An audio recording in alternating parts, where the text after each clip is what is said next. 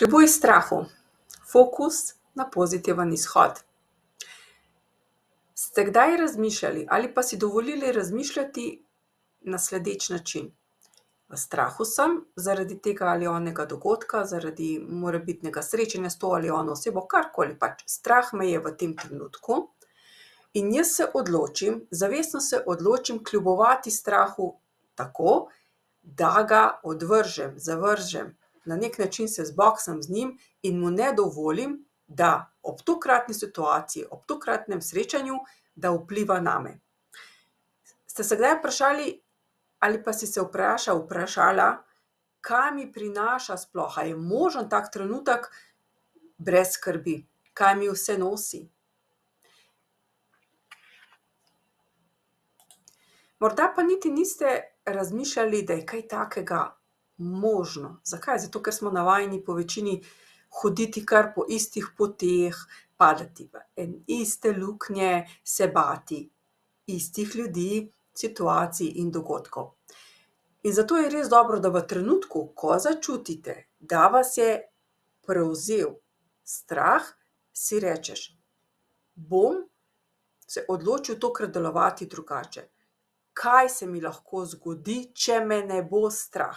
O tem bomo danes govorili. O tistem trenutku, o tistem mogoče sekundici, dveh, ko se zavem, strah me je, ampak želim to obrniti sebi v prid. Želim spoznati, zakaj dejansko me je strah, to bom postopoma spoznala, ampak v tem trenutku sem pa odločna pri tem, da ne želim, da je strah prisoten pri mojem dogodku, na mojem sestanku ali pač kjerkoli. In v tem trenutku se morda ne počutim dobro, okej, je poln negativnih misli in že začne moj razmišljati, kaj se mi vse skupaj lahko zgodi.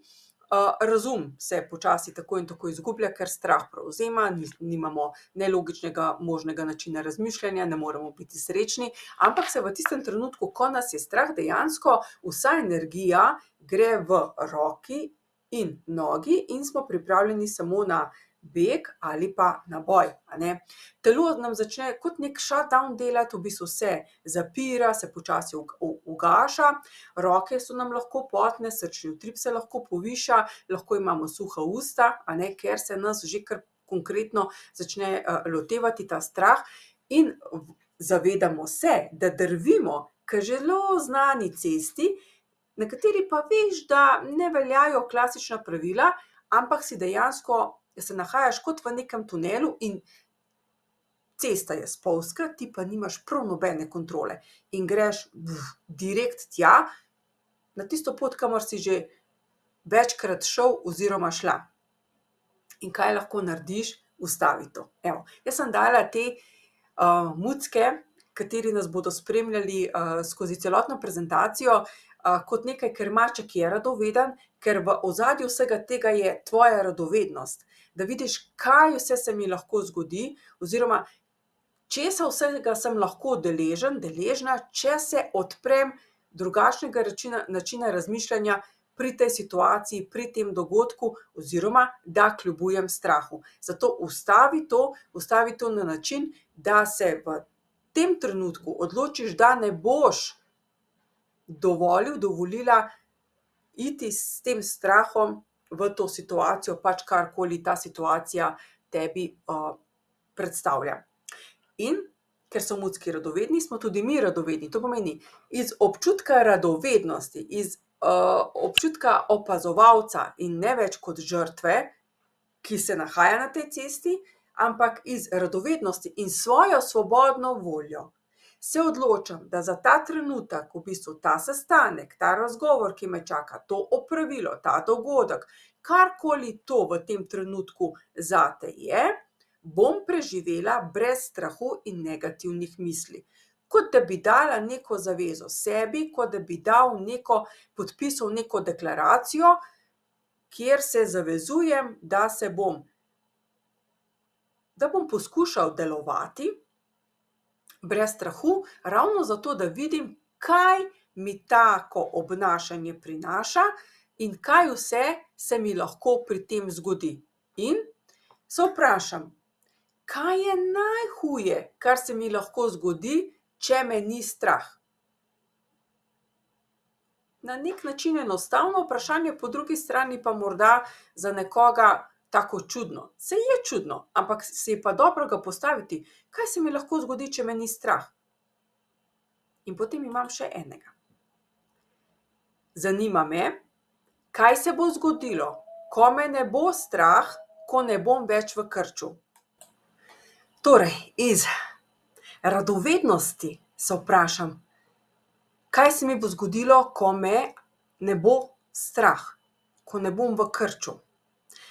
In potem je še eno vprašanje, kaj vse se lahko zgodi, ko bom brez treme, zakrčenosti in nemira. To vprašanje je bolj smiselno, čemu se odpiram, kaj vse me lahko še doleti v pozitivnem smislu, čemu vsemu sem se odprla, katerim priložnostim, kateremu načinu novega razmišljanja, novih idej, novih rešitev in tako dalje. Ker če pa spodaj v zelenem pogledate, kaj dejansko piše, je ena taka smiselna poved. Jaz sebe v zakrčenem stanju in ko sem v stresu in nemiru, že poznam. In tako tudi ti sebe poznaš, ker se velikokrat na ta način tudi obnašaš, deluješ. In iz radovednosti grem pa zdajle videti, opazovati, kakšna pa sem, kaj vse dobim, ko sem pa mirna, brez stresa, in kaj vse se mi sploh lahko zgodi, če me ni strah. In sledijo taka vprašanja, ki so na videz nesmiselna in rahlo smešna, ampak imajo svoj namen. In se vprašam, če bom danes pri tem dogodku, v tej situaciji, s to osebo, pač karkoli me čaka, kar mi vzbuja strah, ali bo svet propadel, če se jaz ne bom odzvala s strahom, če strahu kot nekega zvestega popotnika ne vzamem s sabo. Ali bom zaradi tega kaznovana, ali bo v Afriki več lačnih. Saj vem, da se vam zdi, ali pa se ti zdi nesmiselno to vprašanje, ampak kaj je potem tisto? Ali morda razmišljam, me bodo domači imeli manj radi, če se spremenim? Morda razmišljam o tem, da bom nekoga, na podzavestnem nivoju, ni nujno, da na glas razmišljam, ampak če se jaz prepustim bolj mirnemu, radostnemu življenju, morda ne bom več pripadala neki skupini mjavkarjev, tistim mjav, ki skozi nekaj mjavkajo, ki vedno v bistvu, ker tudi jaz sem se naučila mjavkati, skozi čas in zaradi tega, ker se družim s takimi ljudmi, ki nosijo tako vibracijo, ki hodijo po tej isti cesti. Ali bom še vedno lahko del te družbe? Bom pripadala? Občutek pripadnosti je izjemno pomemben. Občutek tudi, mogoče, ko se zgodijo spremembe, tudi občutek drugačnosti in razočaranja vseh ostalih. To so taka smiselna vprašanja, ki se vedno potem odvijajo v ozadju. In ali se bom prepoznal. Ta in niti ni in, je nekaj, kar lahko vam postavim še milijon in eno vprašanje, ampak želela sem postaviti ti vprašanja, ki so, nekatera so zelo tako nesmiselna, ki te na nek način dregnejo, pa da začneš razmišljati, pa saj je res. Kaj je tisto, zakaj enostavno ne grem tja brez strahu, pa daj, da vidim, kaj se mi lahko zgodi. Kdo sem, ko me ni strah? Ker takega sebe še v resnici ne prepoznaš, ne prepoznamo, zato ker smo tako pogosto v tem krču, v tem strahu, da nam je to tako zelo domače. No, in tukaj sem dala tudi tako, kot da bi z vesolja bila ta vprašanja, pa si misliš, oh my god, Armena, kaj ti sprašuješ? Ampak je res to, vprašaj se, poglej se v zrcalo, pa se vprašaj, In res na videz smešna vprašanja v resnici nosijo globoko resnico našega uma. To pomeni, nosi tisto, kar se v meni v ozadju dogaja, prepleta, kar morda niti ne ozavestim, ampak če si boste vzeli čas in si odgovorili na ta vprašanja, vam lahko dajo neko jasnost. In eno zelo, zelo močno vprašanje za katerega te pa res povabim, da si vzameš čas in odgovoriš nanj. No, pardon za to zdajle. Kaj moram verjeti o sebi, da se pri tej situaciji oziroma osebi tako odzovem? Še vedno smo v tistem trenutku, ko je treba na nek sestanek, ko imam morda zobarja, ko se bom dobila z nekom, ko imam nek pomemben razgovor, pogovor, dogodek, situacijo in se vprašam, kaj verjamem v sebi, da se pri tej situaciji ali pa pri tej osebi, katere se bojim, tako odzovem. In to je tisto prepričanje, katerega hranimo oziroma hraniš. In kakšen je tvoj naslednji korak? Moj predlog bi bil, da si izbereš nek dogodek, neko situacijo, neko osebo iz tvojega življenja, katera ti prinaša oziroma aktivira strah. Okej. In potem naslednji korak. S prosto voljo se odloči za odpust teh negativnih misli in tega čutenja.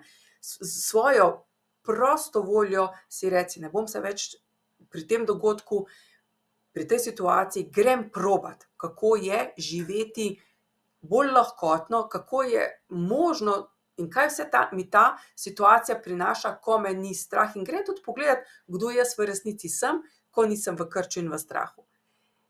In tretji korak je, da te povabim, da to narediš že takoj, danes, v tem trenutku. Predstavljaj si ali pa v misli si prikliči nekoga, kar že dlje časa odlašaš, pa nikakor si ne upaš tvegati, morda izvedeti odgovor, naročiti na nek sestanek, določiti nek datum, karkoli to je, in poskušaj in se, bom rekla, tako spravi v ravnovesje, v sozvočje s sabo, da greš iz občutka žrtve, katere si tako navajen biti pri tej situaciji, dogodku, pri tej osebi, greš v občutek oziroma v vlogo opazovalca. Grem, da vidim, kaj vse se mi lahko zgodi, ko kljubujem strahu.